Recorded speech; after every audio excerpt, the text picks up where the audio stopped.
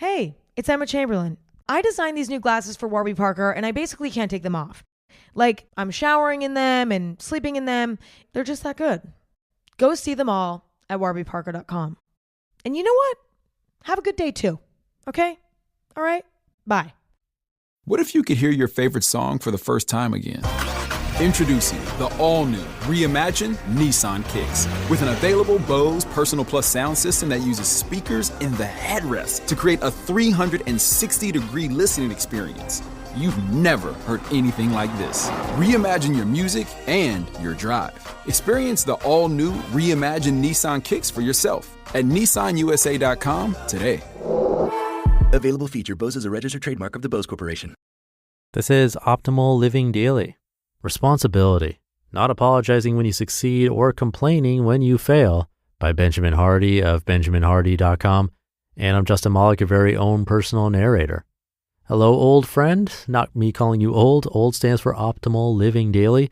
And this is where I read articles to you, the best I can find and get permission from, so that you can have a little dose of positivity, inspiration, motivation, or happiness each and every day. So with that, let's get right to another post and start optimizing your life. Responsibility, Not Apologizing When You Succeed or Complaining When You Fail by Benjamin Hardy of benjaminhardy.com. Quote, "The greatest form of maturity is at harvest time. This is when we must learn how to reap without complaint if the amounts are small, and how to reap without apology if the amounts are big." Jim Rohn. Don't apologize when you succeed. Don't complain or blame when you fail. Completely own and take responsibility for what you've attracted into your life. Said Dr. Stephen R. Covey, quote, "We control our actions, but the consequences that flow from those actions are controlled by principles," end quote. You cannot change your situation until you own that you've contributed to your situation. When you take responsibility for what is happening in your life, you're no longer the victim of circumstances. You no longer have to be a reactive object being acted upon by your environment. Instead, you can proactively act as an agent who impacts and changes your circumstances. Don't apologize for success. You should only apologize if you've done something wrong. Apologies only make sense if you plan to never do something again. When you've succeeded, you have no reason to apologize. Of course, you don't need to flaunt your rewards or harvest, but you absolutely can and should own how you've been living and own what you're learning. All the while, remain humble to the fact that self-made is an illusion. You've taken responsibility and you will continue to take 100% responsibility, yet at the same time, you know you are nothing without the help and grace of others. Therefore, you remain deeply grateful and humble. This humility and gratitude is your strength, but it certainly doesn't cause you to act smaller than you really are. That is a strange form of hypocrisy that is just as bad as pretending to be better than you really are. Don't lower yourself, your standards, or your results to make other people feel comfortable for their lack of progress. Instead, have candid conversations where all can learn from each other. Dan Sullivan, the founder of Strategic Coach, has said, quote, "It's better to be an example of someone living a powerful life than to live small in order to make other people feel comfortable around you," end quote. Don't attach your identity to outcomes. Instead, attach your identity to your why and to your behaviors, those things you can control. Principles govern outcomes. You govern your behaviors and you define your why. Said Jim Rohn, quote, "When you know what you want and want it bad enough, you will find a way to get it," end quote. You start with reasons, and from those reasons, you select specific results you seek to achieve. From those results, you develop processes or methods. The methods are the means to the end and should never become the end in themselves. That's the problem with modern psychology. The emphasis has shifted from people to process. Process matters, but only in the context of specific results you seek to achieve. You absolutely should seek outcomes. The more specific the outcomes you seek, the more clear will be your goals. Having clear and timely goals is essential to success. If someone tells you not to seek or focus on outcomes, they're lying to you. Said performance coach Tim Grover, quote, "When you crave the end result, the hard work becomes irrelevant," end quote. The more clear and compelling the desired outcome, the more inspired, relevant, and bold must become your process. Seeking outcomes is not the problem. Attaching your identity to outcomes is the problem.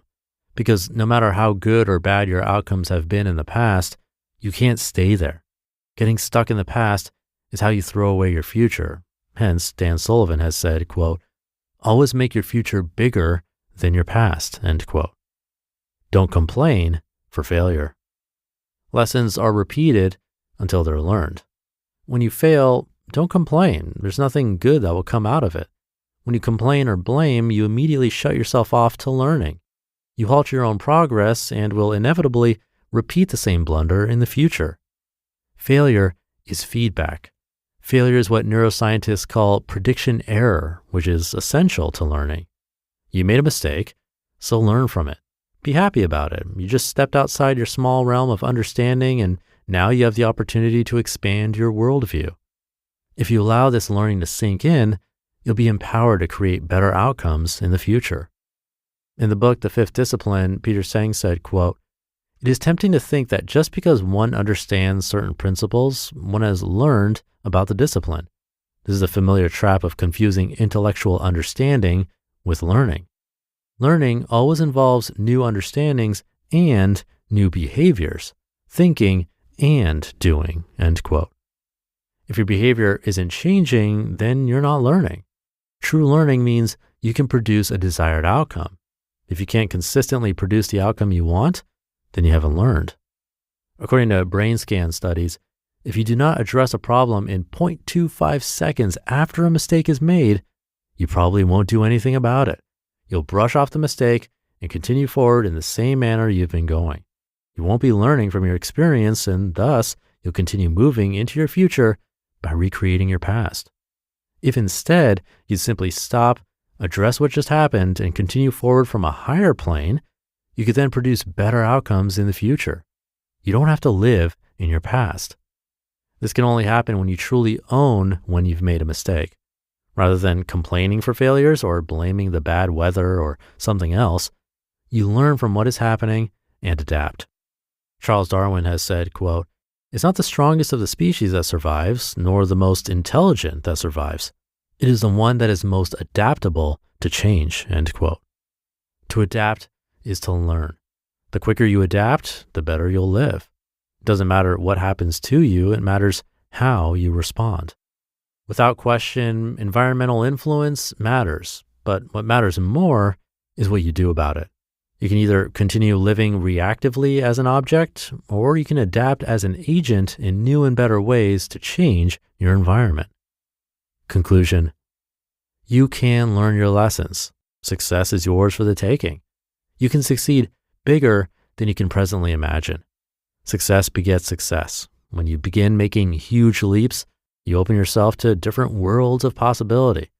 When you have momentum, confidence, and inspiration, you begin taking on bigger and more powerful goals. Don't apologize when you succeed. Don't complain when you fail. Don't attach your identity to outcomes. But without question, seek very specific outcomes, set smart goals, then get increasingly better at applying principles and honing your process so that you can consistently yield desired outcomes. You just listened to the post titled, "Responsibility, Not Apologizing When You Succeed or Complaining When You Fail" by Benjamin Hardy of benjaminhardy.com. And I'll be right back with my commentary. Look, I'm sure there's someone in all our circles who had to dip into their emergency savings just to cover their holiday shopping. It's like a post-holiday hangover. But that's where Chime's innovative banking features come in. Imagine no monthly fees eating away at your balance, fee-free overdraft coverage up to $200, and even getting your paycheck up to 2 days early with direct deposit. It's like having a financial safety net during the season of giving. And members can even send each other boosts to temporarily increase spot me limits. It's like having friends in your financial corner. Enjoy the holidays while keeping your financial goals on track with Chime. Open your account in 2 minutes at chime.com/old. That's chime.com/OLD. Chime feels like progress. Banking services and debit card provided by the Bancorp Bank N.A. or Stride Bank N.A., members FDIC. SpotMe eligibility requirements and overdraft limits apply. Direct deposit timing depends on submission of payment file. Boosts are available to eligible Chime members enrolled in SpotMe and are subject to monthly limits. Fees apply at out-of-network ATMs and for OTC withdrawals. This episode is brought to you by Allstate. Some people just know they could save hundreds on car insurance by checking Allstate first. Like you know to check the date of the big game first before you accidentally buy tickets on your 20th wedding anniversary and have to spend the next 20 years of your marriage making up for it. Yeah, checking first is smart. So check Allstate first for a quote that could save you hundreds. You're in good hands with Allstate. Savings vary. Terms apply. Allstate Fire and Casualty Insurance Company and Affiliates. Northbrook, Illinois. Thank you to Benjamin. Asking why is really important because, as we heard in that great Jim Rohn quote, when you know what you want and want it bad enough, you will find a way to get it. There were actually a bunch of great quotes in there. I'm sure I'll use one of those for the weekly newsletter, which, by the way, if you're not on that, you can get on that list for free at oldpodcast.com. But anyway, I think it really is easy to feel uncomfortable when we're hitting milestones and having successes because we don't want to be braggy or showy, yet it's nice to get validation of having done a good job. And yet we don't want others to feel uncomfortable. It's a balance. I don't think it's easy. I think that's why you often see people who all of a sudden reach a different level, find new friends or new circles. Also why talking about money is often seen as taboo. It's an interesting predicament. We don't often talk about it here, but it does come up here and there on Optimal Finance Daily. You can check out that podcast for more. But I think the main takeaway here is to definitely seek outcomes and don't apologize for success or complain about failure, but instead continue to learn, continue to grow, and keep leveling up. Hopefully this one was inspirational for you. And with that, I hope you're having an inspirational morning, afternoon, or evening, whenever you're listening to this, and I'll see you tomorrow where your optimal life awaits.